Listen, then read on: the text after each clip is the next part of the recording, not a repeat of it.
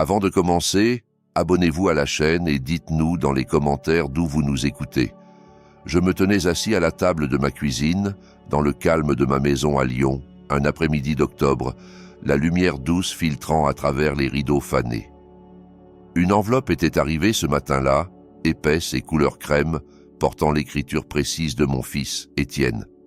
J'avais cru, en la voyant, qu'il s'agissait enfin de l'invitation à son mariage. Après des mois de silence, mes doigts caressaient le sceau, une lueur d'espoir naissant en moi, malgré tout. J'ouvris l'enveloppe avec soin, m'attendant à trouver un carton élégant annonçant la date, le lieu, peut-être une note me demandant de l'accompagner jusqu'à l'hôtel, comme nous en avions plaisanté il y a des années. Mais aucune invitation n'en sortit. À la place, une pile de documents glissa sur la table, des factures détaillées, nettes et professionnelles, totalisant 80 000 €. Mes yeux parcoururent les lignes. 50 000 € pour la location d'un château près de Lyon, un domaine somptueux aux jardins impeccables et aux lustres en cristal. 20 000 € pour le traiteur avec des vins importés et du homard acheminé de Bretagne. 10 000 € supplémentaires pour une suite de lune de miel à Tahiti avec accès privé à une plage. Et, glissée au bas de la pile, une note manuscrite d'Étienne. « Papa, après les problèmes que tu as causés à la famille, sois reconnaissant que je te permette de contribuer. Voici ta part. Envoie le chèque rapidement. Claire et moi comptons sur toi. » Je fixai les mots, le papier lisse et frais sous mes doigts. Des problèmes, les reproches qu'il m'avait jetés au visage lors de notre dernière dispute, me blâmant de ne pas avoir gravi les échelons dans ma carrière d'ingénieur pour la vie modeste que nous avions menée après la mort de ta mère. Ma main trembla légèrement en reposant la note, les chiffres des factures se brouillant un instant. À côté, sur la table, une photo encadrée d'Étienne enfant, avec son sourire édenté lors d'un match de foot à l'école, sa petite main dans la mienne. Comment ce garçon était-il devenu cet homme, me réclamant de l'argent comme si j'étais un distributeur automatique, tout en m'interdisant son mariage parce que je ne correspondais pas à son image polissée? Le choc me frappa d'abord, une vague froide serrant ma poitrine. Je froissai la note dans mon poing, le papier crissant comme des feuilles mortes. Mais je la dépliai ensuite, la lissant soigneusement. Non, je ne laisserai pas la colère m'aveugler. Je repoussai la chaise, me levant lentement, mes genoux protestant contre le mouvement. La cuisine semblait plus petite, les murs se refermant sur des souvenirs de dîners familiaux disparus. Je marchai jusqu'à l'évier, m'aspergeant le visage d'eau froide, mais cela ne dissipa pas la brûlure. Étienne pensait pouvoir m'effacer de sa vie tout en puisant dans mes économies, l'épargne que j'avais constituée à force d'heures supplémentaires après la perte d'Hélène, emportée par un cancer en 2015. Il m'avait appelé une fois après ses funérailles, la voix sèche. « Tu aurais dû faire plus, papa, pour nous tous. » Je revins à la table, saisissant une vieille montre Gousset, un héritage de mon père, sa chaîne usée par des générations de labeur. Elle tic-taquait régulièrement dans ma paume, rappel des liens qui auraient dû perdurer. Mais Étienne les avait rompus, n'est-ce pas? En m'excluant parce que Claire murmurait qu'un simple retraité embarrasserait leur cercle d'élite technologique. Je souris alors, un sourire amer, tandis que la douleur se muait en une détermination froide. Je mis la facture de côté, la pliant soigneusement, et sentis une étincelle s'allumer en moi, un plan prenant forme dans l'ombre de mon esprit. Je jetai un nouveau coup d'œil à la facture, ces chiffres me narguant, mais la colère s'estompait, laissant place à une clarté glaciale. Si Étienne pensait pouvoir me manipuler, il se trompait. Une confrontation directe ne mènerait à rien, il me repousserait, comme toujours. Mais je pouvais rassembler des informations, trouver des failles dans leur plan parfait. Mon vieil ordinateur portable trônait sur le comptoir de la cuisine, poussiéreux mais fonctionnel. Il était temps de découvrir ce qu'il tramait vraiment. L'étincelle persistait tandis que je regardais à nouveau la photo d'Étienne. Son visage enfantin plein de promesses, prises lors d'une journée au parc de la Tête d'Or quand il avait 8 ans. Il avait grimpé sur mes genoux pendant un orage soudain, enfouissant sa tête contre mon épaule, tandis que la pluie martelait les vitres de la voiture. « Ne t'inquiète pas, papa », avait-il murmuré, « tu es le plus fort. » Je l'avais serré contre moi, promettant de toujours le protéger, sous le regard tendre d'Hélène. Je faisais les 100 pas dans la cuisine, les lames du plancher craquant sous mes pas, l'odeur du café froid du matin dans l'air. Ces souvenirs revenaient sans crier gare. Des week-ends à lui apprendre à frapper une balle sur le terrain local, son rire résonnant alors qu'il courait les bases. Nous étions inséparables alors, un trio contre le monde. Mais après la mort d'Hélène, tout avait changé. Étienne, alors âgé de 25 ans, grimpait déjà les échelons dans la tech, et il avait commencé à s'éloigner. « Tu l'as laissé tomber, papa », m'avait-il accusé un soir au téléphone en 2016, la voix chargée de ressentiment.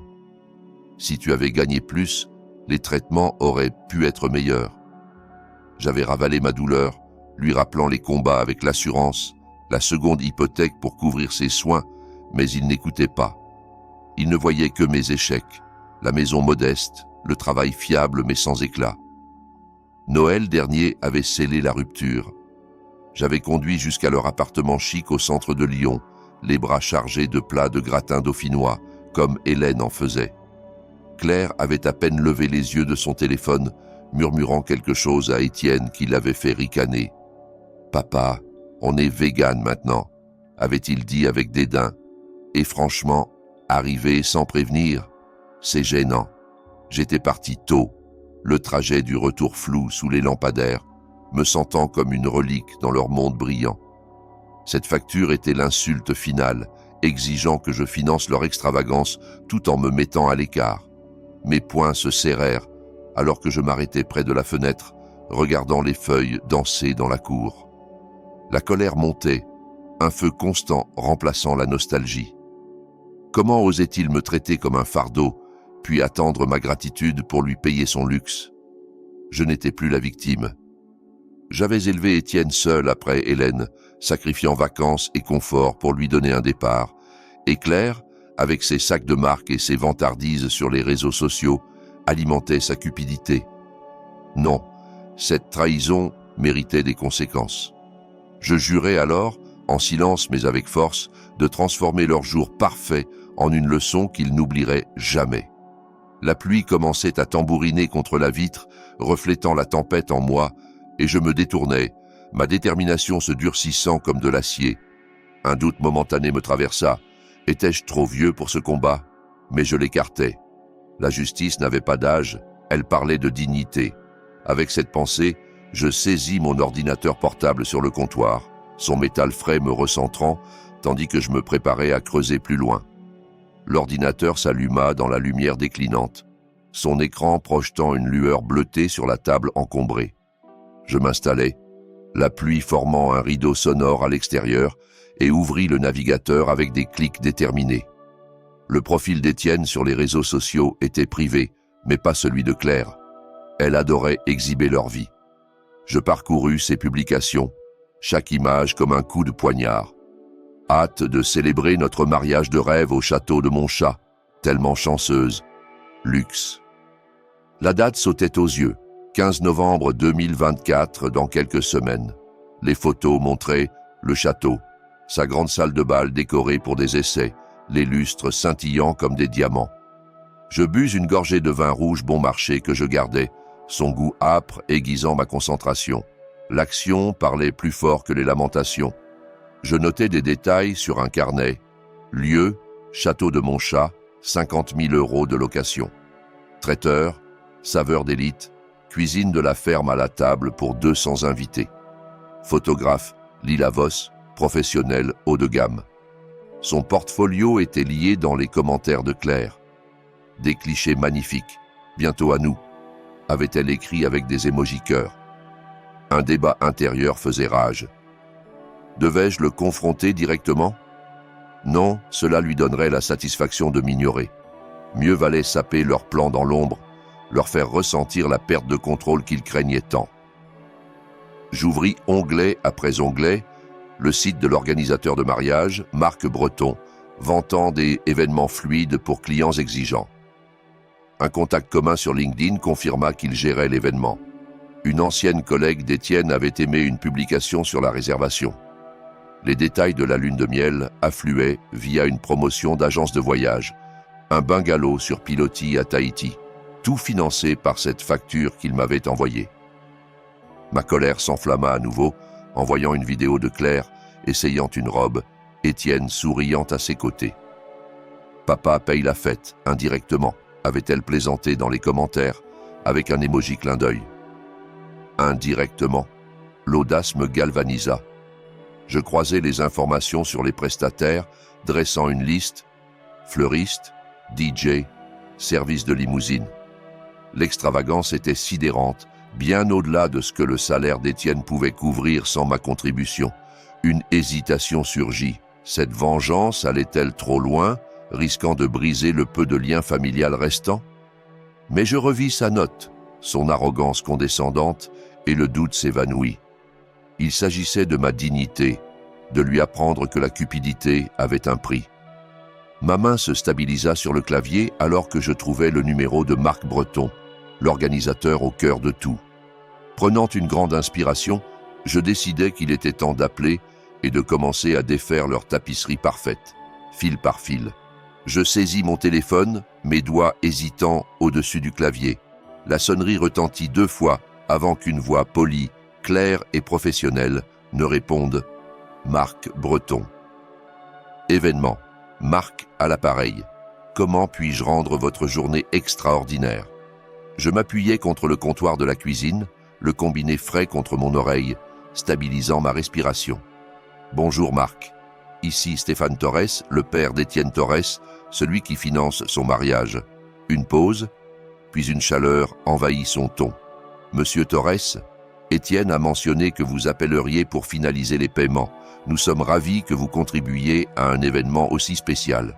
Le château de Montchat est réservé à bloc, et la vision de Claire prend forme magnifiquement.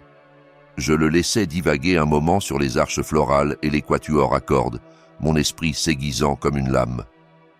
En fait, Marc, je préférerais discuter de ceci en personne. Pouvons-nous nous rencontrer demain? J'ai des détails à clarifier. Il accepta rapidement, proposant son bureau au centre de Lyon à 10 heures. Je raccrochais, le clic résonnant dans la pièce silencieuse, et me versais un autre verre de vin, le faisant tourner en imaginant son visage lorsque la vérité éclaterait. Fini de se cacher derrière des notes et des factures. J'occupais le reste de la soirée à revoir la facture, notant les chiffres clés pour garder les faits à portée de main.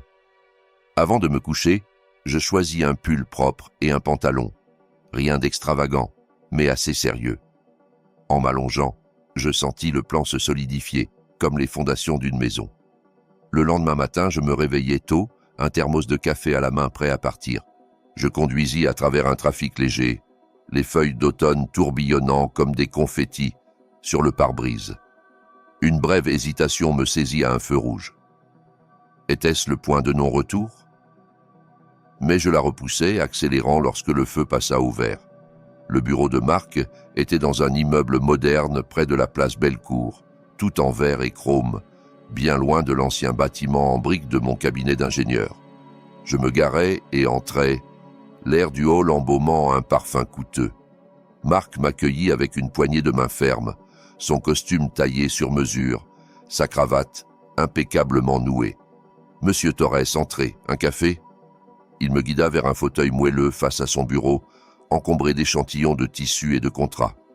Une photo encadrée d'un couple rayonnant sous un kiosque attira mon regard, renforçant ma détermination. Cette joie ne serait pas celle d'Étienne, pas avec mon argent. Nous nous installâmes et il sortit le dossier. Donc, les 80 000 € couvrent tout. Le lieu, le traiteur, même la compte pour la lune de miel. Étienne m'a assuré que tout était réglé. Je me penchai en avant, la voix posée. Vraiment? Dites-moi, Marc, Étienne a-t-il mentionné que je suis interdit à son mariage? Que je ne suis même pas invité à cette extravagance que je suis censé financer? Ses yeux s'écarquillèrent, son stylo glissant de ses doigts. Interdit? Non. Il a dit que les contributions familiales étaient gérées. C'est gênant. Gênant? Répétai-je, sec et tranchant. Essayé insultant. Il m'a envoyé la facture avec une note disant que je devrais être reconnaissant, après l'avoir élevé seul. Après tout. Marc se frotta la tempe, mal à l'aise. Je ne sais pas quoi dire. Les contrats sont signés, mais sans le paiement complet, nous ne pouvons pas avancer. Les acomptes ne sont pas remboursables, mais le solde... Exactement, coupai-je. Informez Étienne que le mariage s'arrête tant qu'il ne me parle pas directement. Pas d'argent de ma part. Et s'il insiste, rappelez-lui combien les plans peuvent être fragiles. Il hocha la tête, abasourdi. Je l'appellerai aujourd'hui, cela change tout. En me levant pour partir, je l'entendis marmonner, ce gamin arrogant. Cela me galvanisa, un premier goût du chaos qui se préparait. Je sortis dans l'air frais, la porte se refermant derrière moi, sentant l'onde de choc se propager, comme une pierre ricochant sur l'eau calme. Debout sur le trottoir, je ressentis une vague de force, mais je savais que je ne pouvais pas aller loin seul. Marc n'était que le début. Étienne ne céderait pas facilement, et j'avais besoin d'yeux et d'oreilles de confiance. Le nom d'Alexandre surgit dans mon esprit, son numéro encore enregistré dans mon téléphone malgré des années de silence. Il connaissait Étienne mieux que quiconque, et son nouveau travail de détective pouvait être utile. En montant dans la voiture, je pris une profonde inspiration, sentant le plan prendre forme et commencer à faire défiler mes contacts. Dans la voiture, je vérifiais mon téléphone. Aucun appel manqué, mais le silence ne durerait pas. En parcourant mes contacts, je m'arrêtais sur le nom d'Alexandre, inutilisé depuis des années. Le meilleur ami d'enfance d'Étienne, qu'il avait abandonné quand son ambition avait pris le dessus. Un souvenir rapide me traversa. Alexandre a 12 ans, arrivant chez nous après le divorce de ses parents. Hélène lui préparant un chocolat chaud, pendant qu'Étienne et moi jouions aux cartes pour le distraire. Je composais son numéro avant que le doute ne s'installe. Alexandre, c'est Stéphane Torres, ça fait longtemps. Sa voix, surprise mais chaleureuse, répondit « Monsieur T ?»« Waouh, oui, comment vas-tu? Tout va bien ?»« Pas vraiment, admis-je. Étienne se marie, mais c'est compliqué. Peut-on se voir? J'ai besoin de ton expertise. On m'a dit que tu es détective privé maintenant, avec des compétences en photographie. » Il rit doucement. « Les nouvelles vont vite. D'accord, rendez-vous au Vieux Café sur la rue de la République, dans 1 heure. » J'acceptais, raccrochant en m'engageant dans mon allée. La maison semblait moins vide, emplie de détermination. 1 heure plus tard, j'étais assis à une table d'angle dans le café, l'arôme des croissants frais se mêlant à la vue des feuilles d'automne tombant derrière la vitre. Alexandre arriva, plus grand que dans mes souvenirs, avec le regard vif d'un détective et un sac de caméra en bandoulière. Nous échangeâmes une poignée de main ferme. « Monsieur T, tu as l'air en forme. Désolé pour Hélène. Elle était comme une mère pour moi aussi. Merci Alexandre, et appelle-moi Stéphane. » Je lui glissai Chiara une taza de café. Étienne m'a interdit son mariage, mais m'a envoyé une facture de 80 000 €. Je ne paie pas. Je riposte. Son visage se durcit. Ça lui ressemble. Il m'a lâché il y a des années quand j'ai refusé de falsifier une référence pour son boulot. Il disait que je le freinais avec mes petits jobs. Je hochai la tête, sondant doucement. J'ai entendu des histoires similaires. Il a exploité d'autres pour grimper. « Oh oui », répondit Alexandre se penchant vers moi, sa voix teintée d'une vieille douleur. À l'université, il a emprunté mes idées de projet, les a revendiquées comme siennes. Quand je l'ai confronté, il m'a ghosté. Claire est pareil. Tout est une question d'image. Nous planifiâmes autour de nouveaux cafés. Il documenterait le mariage de l'extérieur, capturant tout incident avec des photos et vidéos, prêt à les utiliser publiquement si nécessaire. Une connaissance commune nous fit signe depuis le comptoir, Madame Dubois, du quartier, suscitant un rire. « Tu te souviens quand vous avez fait une blague à Madame Dubois avec de la fausse neige en juillet ?» Alexandre sourit, mais son sourire s'effaça. « Ces jours sont révolus. Il a changé. Les miens aussi, répondis-je. Mais cette alliance, elle est réelle. Nous nous séparâmes sur une poignée de main, des idées tourbillonnant dans ma tête. Et s'il nous faut plus, des enregistrements, des journaux, demandai-je, la question en suspens. Il hocha la tête, songeur. « Passe chez moi ce soir, suggérai-je. Apporte ce que tu as et commençons à préparer pour de bon. » Alexandre sourit, ses yeux pétillants d'enthousiasme. Marché conclu, Stéphane. À 8 heures. Cette question résonna tandis que je rentrais chez moi, la pluie recommençant à tomber doucement sur le toit. Le soir, je textai Alexandre pour qu'il passe, incapable d'attendre. Il arriva à ma porte, une boîte à outils à la main, la pluie transformant la lumière du porche en une lueur brumeuse. « Prêt à passer au niveau supérieur », dit-il en entrant, secouant son manteau. Nous passâmes au salon, où je dégageais un espace sur la table basse. Les lampes tamisées projetaient des ombres longues sur les tapis usés, et je lui tendis une tasse de café fumant, sa vapeur s'élevant comme une promesse. « Montre-moi comment me protéger. Enregistrement, caméra, tout. » Alexandre déballa ses gadgets, un petit enregistreur, des caméras cachées, même des applications pour les journaux d'appel. « D'abord, les bases légales, » expliqua-t-il, sa voix posée et instructive. En France, le consentement d'une partie suffit pour enregistrer. Appuie ici, en plein appel. Je m'entraînais sur une simulation, sa démonstration exposant les tactiques qu'Étienne pourrait utiliser. Manipulation, esquive. Comme quand il t'a blâmé pour les traitements de sa mère, dit Alexandre doucement. Je me souviens que tu as vendu ta voiture pour payer les factures. Il a ignoré ça. Ces mots frappèrent fort, ravivant un souvenir. Hélène à l'hôpital, sa main faible dans la mienne. Étienne quittant la pièce après m'avoir accusé de ne pas m'être battu assez fort. Je partageais brièvement, la voix tremblante. Elle méritait mieux de nous tous. « Tu as tout donné », répondit Alexandre, son ton doux mais ferme. « Je te dois ça. Après le divorce de mes parents, tu m'as accueilli, tu m'as aidé en maths. » Étienne se moquait, me traitait de faible. Nous trinquâmes doucement avec nos tasses. À la justice, pas à la vengeance. Il me guida pour placer les caméras, angle ici pour la porte, capture son visage clairement. Je testais l'une d'elles, l'image nette sur mon téléphone, une montée de force alors que l'image se stabilisait. Mais alors que l'appareil bourdonnait, une pensée intrusive surgit. Et si Étienne appelait ce soir, sentant le vent tourner? Étienne n'appela pas cette nuit-là, mais je savais que le silence ne durerait pas. La journée suivante passa dans une anticipation tendue.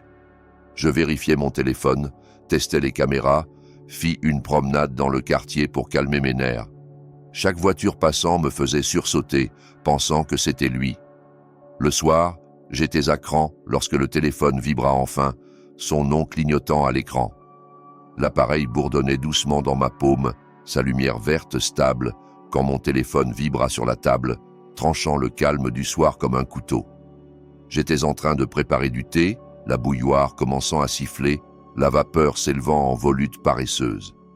L'écran s'alluma. Étienne. Je le laissai sonner, observant les vibrations faire glisser le téléphone sur le bois. Une brise fraîche venant de la fenêtre faisait écho à la tension nouant mon estomac.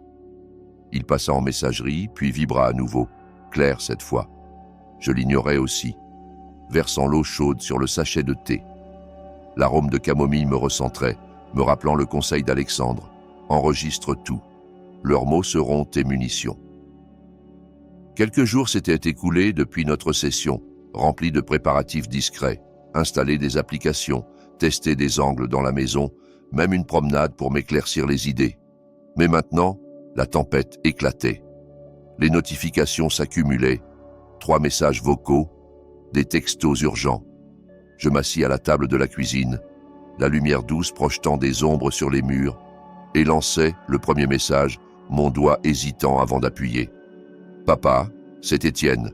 Il y a un malentendu avec les paiements. L'organisateur a appelé, dit que tu te retires. Appelle-moi tout de suite, il faut régler ça. » Sa voix semblait posée, mais une pointe d'inquiétude perçait, comme du gravier sous les pas. Je réécoutais, notant la panique sous-jacente. Un malentendu? Comme si sa facture et son interdiction étaient des accidents. Le deuxième, Stéphane, c'est clair. Étienne est bouleversé. Les prestataires menacent d'annuler sans votre contribution. Ne faites pas ça, c'est mesquin. Son ton était sec, supérieur, comme si elle grondait un enfant. Mesquin, le mot piquait, mais je souris légèrement, sirotant mon thé. Alexandre m'avait prévenu, la désespérance masquée en accusation. Le troisième, encore Étienne, l'urgence montant. Papa, sérieusement, répond. Tout s'effondre. Tu nous dois ça après tout. Une pause laissait deviner de vieux ressentiments, sa respiration lourde. Je l'écoutais 2 fois encore, analysant la montée de ton, les menaces implicites. Les rumeurs devaient se répandre. Marc avait joué son rôle. Puis un appel d'une vieille amie commune, Madame Lefebvre du quartier, sa voix hésitante quand je répondis brièvement. « Stéphane, j'ai entendu des murmures au club, des problèmes avec le mariage d'Étienne, des soucis d'argent. J'espère que tu vas bien. » Ces mots déclenchèrent un frisson. Déjà des chuchotements publics. Je n'avais pas anticipé que l'onde de choc atteindrait si loin, si vite. Cela me galvanisa. Une montée de contrôle après des années à être mis de côté. Mais alors que je posais le téléphone, un autre message vocal arriva. La voix d'Étienne se brisant cette fois. « Si tu ne répares pas ça, tu le regretteras. » La menace resta en suspens, résonnant dans mon esprit alors que je fixais l'écran. Cette menace résonna encore le lendemain soir, lorsque le téléphone sonna à nouveau, insistant comme un battement de cœur dans le salon où je faisais les 100 pas. L'application d'enregistrement était ouverte, prête.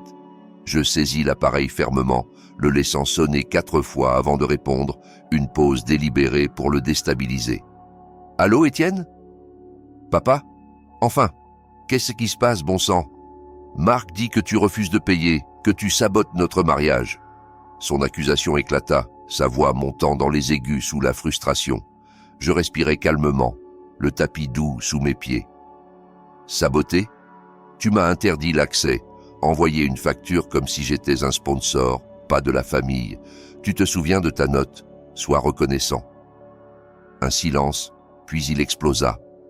C'était « Écoute, ce n'est pas comme ça. Les amis de Claire, l'ambiance.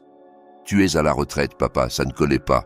Mais l'argent, tu le dois après maman, après les galères que tu as causées. » La pique sur Hélène me transperça comme une épine, mais je restais calme, enregistrant chaque mot. « Je t'ai élevé seul, j'ai vendu ce que j'avais pour ses soins. Tu me blâmes, puis m'ignores. Non, Étienne, pas de paiement. »« Tu ruines tout !»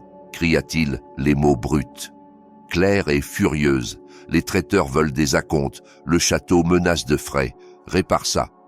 Je marquai une pause, puisant ma force dans la montre Gousset sur la table, son tic-tac me rappelant la dignité.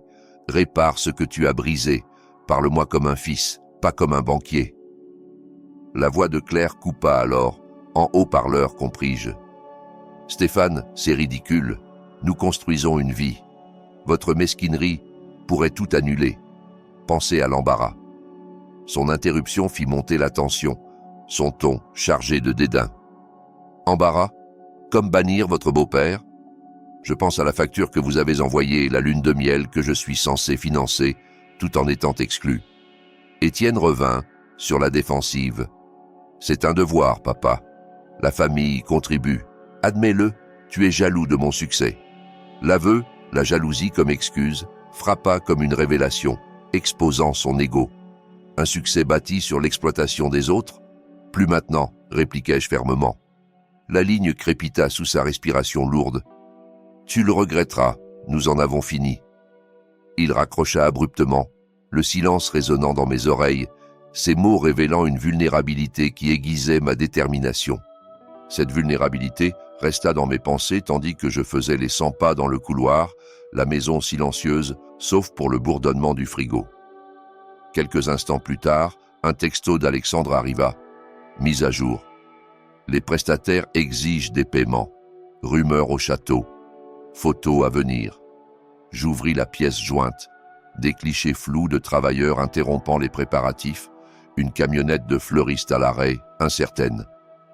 Les images me galvanisèrent, mais une vague de textos d'Étienne déferla. Vieille égoïste. Tu détruis notre jour par orgueil. Court, cinglant, brillant sur l'écran. Je fis défiler, le cœur stable. Puis un appel du voisin, Monsieur Martin, de l'autre côté de la clôture. Stéphane, j'ai vu Étienne crier sur un livreur hier, grossier, exigeant des rabais comme s'il était le patron. Sa voix était bourrue, solidaire. On parle du fiasco du mariage. Si tu as besoin de soutien, je suis là. Tu te souviens comme il nous a snobés à la fête du quartier? Je m'appuyais contre le mur, téléphone à l'oreille. Merci, Martin. Que s'est-il passé avec le livreur? Il rit sèchement. Il livrait des invitations, je crois. Étienne l'a engueulé pour un pli, disant « Savez-vous qui je suis ?» Claire regardait, sans rien dire. Les gens parlent, les prestataires se retirent. L'anecdote peignait l'arrogance d'Étienne, un écho de son traitement envers moi. Merci pour l'info, ça me motive. Pas de souci, répondit Martin, chaleureux. Tu as une communauté ici, pas lui. Nous raccrochâmes et je textai Alexandre. Nouveau du voisin, Étienne s'aliène tout le monde. Sa réponse, parfait. Escalade en cours, préparatif chancelant. Mais alors que je posais le téléphone, un texto d'un numéro inconnu apparut. Peut-être un prestataire? Monsieur Torres, rue, frais d'annulation du mariage. Les mots déclenchèrent une nouvelle vague d'urgence, tandis que l'horloge sur la cheminée semblait compter à rebours vers l'inévitable. La lumière grise de l'aube filtrait à travers les rideaux le 15 novembre 2024, jour du mariage, alors que la pluie tombait doucement contre les vitres. Je m'étais réveillé tôt, l'horloge de la veille résonnant encore dans mes oreilles, rappel de l'urgence accumulée au fil de la semaine. Ces jours s'étaient écoulés dans une vigilance silencieuse. Surveiller les mises à jour d'Alexandre, ignorer les textos d'Étienne, faire de longues marches dans l'air frais de Lyon pour raffermir mes nerfs contre tout doute. Maintenant, en vérifiant l'application météo, des prévisions de pluie continues reflétaient la tempête que j'avais orchestrée, un déluge symbolique balayant les faux-semblants. Je préparais du café, son arôme riche emplissant la cuisine, et m'installais à la table, mon appareil prêt. Le premier texto d'Alexandre arriva à 7 heures. Au château, les prestataires arrivent. Ou pas. Photo bientôt. Je sirotais lentement, la tasse chaude dans mes mains, tandis que les images affluaient, des fleuristes déchargeant leurs camionnettes pour remballer la moitié des arrangements, leurs visages crispés sous des parapluies. Problème d'acompte, indiquait une légende. Ils partent. Le chaos se déroulait en temps réel. Une camionnette de traiteur à l'arrêt, les ouvriers rangeant des caisses de vaisselle intactes, la pluie rendant l'allée glissante. Les invités commencèrent à arriver vers midi, les clichés furtifs d'Alexandre montrant des groupes perplexes sous des tentes, des parapluies s'ouvrant comme des fleurs sombres. « Où est la mise en place ?» demandait son message. J'ignorais une rafale d'appels d'Étienne, le téléphone vibrant comme une abeille piégée sur la table. Les messages vocaux s'accumulaient, j'en écoutais un, sa voix frénétique. « Papa, envoie l'argent maintenant !» Tout s'effondre, le gérant du château menace de tout arrêter. La panique perçait, loin de son arrogance initiale. D'autres photos, la grande salle à moitié décorée, des chaises éparpillées, aucun signe du quatuor à cordes. Puis une image qui me serra le cœur, Claire en robe, le visage défait, la pluie striant les fenêtres du château comme des larmes. Un doute vacilla, étais-je trop cruel, transformant leur jour en spectacle? Mais je revis la condescendance de la facture, l'interdiction qui blessait plus que la pluie, et le doute se dissipa dans une satisfaction discrète. La justice n'était pas douce. L'après-midi, Alexandre rapporta que les invités s'agitaient, certains partaient, des rumeurs de querelles familiales sur les fonds. Je faisais les 100 pas, la pluie tombant dehors, imaginant l'humiliation se déroulant à des kilomètres. Un autre message vocal d'Étienne suppliant « S'il te plaît, papa, transfère l'argent. Les invités se moquent, aide-nous. » Une remarque d'un invité dans un clip audio d'Alexandre. C'est un désastre, mauvaise organisation. La pluie s'intensifia, des trombes d'eau brouillant la cour, comme si la nature amplifiait le châtiment. Mais alors que le téléphone sonnait à nouveau, le nom d'Étienne clignotant, sa voix au bord du gouffre dans un message vocal, un coup retentit à la porte, insistant et lourd sous l'averse. La pluie ruisselait des avant-toits, formant des rigoles sur les marches du porche. J'approchais lentement, jetant un œil par le judas, Étienne et Claire, débraillés en pyjama, sous des manteaux jetés à la hâte, cheveux trempés, visage pâle et tiré. J'ouvris la porte à peine, la brume fraîche s'infiltrant. « Que faites-vous ici » Étienne s'avança, l'eau goûtant de ses manches sur le tapis d'entrée, formant une petite flaque, comme une intrusion importune. « Papa, laisse-nous entrer. Le mariage est ruiné. Les prestataires sont partis, les invités dispersés sous la pluie. C'est une blague maintenant. » Claire se tenait derrière lui, son maquillage coulant, sa robe dépassant absurdement sous son manteau. « Stéphane, s'il vous plaît, transférez l'argent. On peut sauver quelque chose. » Je m'écartai, refermant à contre-cœur la porte contre le vent. Il se tenait dégoulinant dans le couloir, l'odeur familière de ma maison, contrastant avec leur désespoir. Sauver ? Après m'avoir interdit, exiger que je paye comme un partenaire silencieux ? Étienne passa une main dans ses cheveux trempés, la voix brisée. C'était une erreur. L'idée de Claire, l'image, tu sais, mais maintenant tout s'effondre. Aide-nous, papa, pour le passé. Je croisai les bras, ferme malgré l'émotion, un flashback surgissant. Étienne adolescent, après les funérailles d'Hélène, m'accusant de faiblesse tandis que j'enfouis mon chagrin dans le travail. Cela me galvanisa. Le passé, comme quand tu m'as blâmé pour la mort de maman, ignoré sauf quand tu avais besoin d'argent. Claire intervint, sa voix vacillante, vulnérable pour une fois. On ne voulait pas. C'est le stress. La lune de miel est réservée, les acomptes perdus. Pensez à nous. Pensez à vous ? Répétai-je, calme, mais incisif. Me valoriseriez-vous sans mon portefeuille ? Répondez. Étienne hésita, ses yeux fuyants. Bien sûr, tu es de la famille, mais le succès impose des standards. S'il te plaît, transfère. L'aveu des standards au-dessus des liens pesait lourd, exposant leur superficialité. Non, Étienne, c'est la conséquence. La cupidité a un prix. Il supplia alors, la voix montant. Tu nous détruis. Les invités chuchotent, les prestataires se moquent. Répare ça, pour ton fils. Claire s'accrocha à son bras, murmurant avec urgence. Mais je secouai la tête. Partez, apprenez de ceci. En ouvrant la porte, les derniers mots d'Étienne jaillirent. Brut. Attends, papa. Je regrette. Tout. La pluie rugissait dehors, et je refermai la porte sur eux, leurs pas s'éloignant dans la tempête, ma détermination résonnant comme l'écho de son regret. Cet écho s'évanouit dans le silence alors que je m'enfonçais dans le fauteuil près de la fenêtre, la pluie striant le verre en motifs estompés. Les phares de leur voiture percèrent le crépuscule avant de disparaître, laissant la maison enveloppée d'un calme réconfortant. Les jours suivants se fondirent en réflexion, répondant aux appels de voisins curieux, triant les débris émotionnels, brûlant même la facture originale dans la cheminée, un soir tranquille, ses cendres symbolisant une libération. À la fin de la semaine, Alexandre confirma par texto. Effondrement total, le château a remboursé une partie, mais leur réputation est en miettes. Le buzz m'a apporté de nouveaux clients, merci pour le chaos. Je l'appelais, la ligne crépitant chaleureusement. Stéphane, tu as réussi. Les photos montrent des tentes vides, les invités partant. Les cercles d'Étienne murmurent, son arrogance l'a mordu. Je me renversai en arrière, jetant un œil à un album photo ouvert sur la table, des images fanées de temps heureux, émouvantes, mais pas écrasantes. Merci pour ton aide, Alexandre. Ça libère. Il rit légèrement. Quand tu veux. Des nouvelles de lui ? Pas depuis, mais peut-être apprendra-t-il. Nous parlâmes de vieilles blagues, la conversation glissant vers des projets futurs, peut-être un voyage pour moi. Libéré. Plus tard, un courriel inattendu de Madame Lefebvre, inspiré par les rumeurs. Stéphane, votre position m'a rappelé de valoriser les vrais liens. Un café bientôt ? Cela me réchauffa, des alliances naissant du chaos.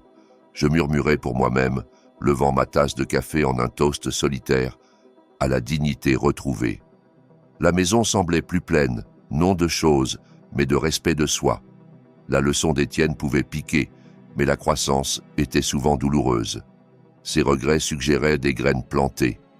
Alors que la pluie s'éclaircissait enfin, je sortis dans l'air frais, le soleil perçant les nuages, un nouveau chemin s'ouvrant devant moi. Si vous avez aimé cette histoire, mettez un pouce bleu, abonnez-vous à la chaîne et partagez vos impressions dans les commentaires.